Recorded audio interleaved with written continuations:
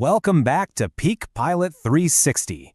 You know, in the interview room, there are questions that test your memory, and then there are questions that test if you really think like a commander. And those are the type specifics. So let's get right into it.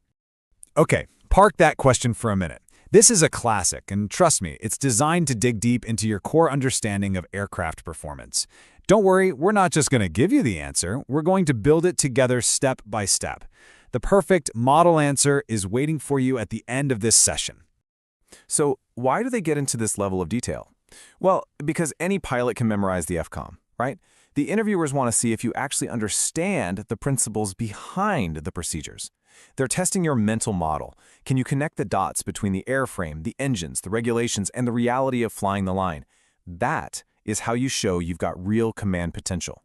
All right, Section 1, Aircraft and Engines. Let's start with the fundamentals, the machine you're expected to know inside and out.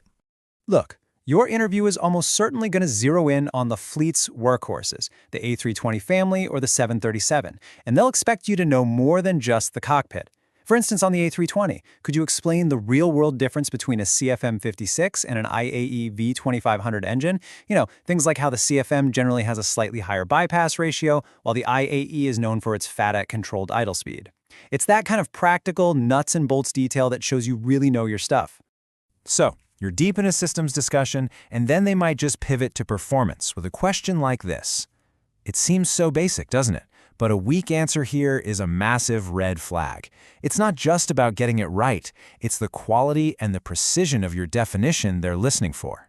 And here's that precise, confident answer. V2 is the takeoff safety speed. It's the minimum speed you have to achieve at the 35-foot screen height after an engine fails at VEF. And its whole purpose, as defined by certification standards like CS25, is to guarantee you can meet that required second segment climb gradient. It's all about ensuring you clear those obstacles. Simple as that. It's an absolute cornerstone of takeoff performance. Okay, Section 2, Operations and Regulations. We're moving from the metal to the mission. How do we actually operate this machine within the complex world of regulations? This is where your operational savvy really gets put to the test. ETOPS. Every twin-jet pilot has to live and breathe this. The baseline is simple, the 60-minute rule. If your airline doesn't have specific ETOPS approval, your planned route can never be more than 60 minutes away from a suitable diversion airport, and that's calculated at your one-engine inoperative cruise speed in still air. It's really the foundation of all modern long-haul flying with two engines. Okay, now this is a big one. The difference between RNAV and RNP. A lot of pilots get this tangled up. Think of it like this. RNAV is the what and where. It lets you fly from point A to point B without traditional nav aids. But RNP is the how well. It's RNAV, but with a crucial upgrade, onboard performance monitoring and alerting. The system doesn't just navigate, it's constantly checking itself, asking, how accurately am I navigating? And it will scream at you if it's not meeting the required standard. That's the game changer.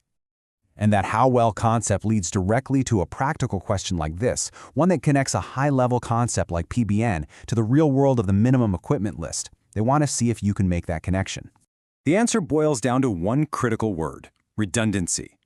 RNP 10 is for oceanic and remote airspace, where you're a long, long way from any ground-based help. If one of your long-range nav systems failed and you only had one, you'd instantly lose the ability to meet the RNP 10 requirement. The MEL demands two independent systems so that a single failure doesn't compromise your navigation and, more importantly, your separation from other aircraft. It's a fundamental layer of safety built right into the procedures. To really get this RNEP concept locked in, let's draw it out on the whiteboard. This diagram shows that how well perfectly. So the center line is our planned track. Now the RNP value, let's say we're on an RNP1 approach, that defines the accuracy limit. The aircraft system has to keep us within 1 nautical mile of that track 95% of the time. But here's the crucial bit. See that outer line? That's the containment limit, which is twice the RNP value. It's a hard wall. And the monitoring and alerting part means the system will warn you if it even thinks you're going to bust through that containment. It's not just about being accurate, it's about proving you're accurate every single second. Section 4, Interview Strategy. Okay, you've got the technical knowledge down, but how do you deliver it when you're under pressure? Knowing the answers only half the battle. Communicating it clearly and confidently is the other half.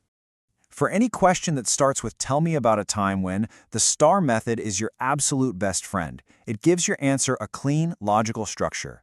Situation: we were number 1 for takeoff on a contaminated runway. Task: the tower gave us a last-minute runway change with less distance available. Action: I told the tower we needed to hold, taxied clear of the runway, and I briefed the new performance figures with my first officer using the EFB. Result: we departed safely with the correct numbers for the new conditions, even with a small delay. See how that framework keeps you on track and makes you sound professional? So, what happens when you just don't know the answer? The single most important rule is this: do not guess. Seriously, honesty and knowing your procedures are what they're looking for. A response just like the one on the screen shows them you're honest, you grasp the principle behind the question, and, most importantly, you know exactly where to find the correct official answer. That builds way more trust than a wild guess ever could. And finally, please avoid these red flags. Guessing is an instant fail. Vague, waffling answers tell them you don't really know. Blaming anyone, ATC, the other pilot, the SOPs, shows a complete lack of command ownership. And always, always ground your answers in the official documentation. The FCOM is your Bible. And lastly, project some quiet confidence. You worked hard to get here. Own it. All right, we've covered the aircraft, the rules, and how to deliver your answers.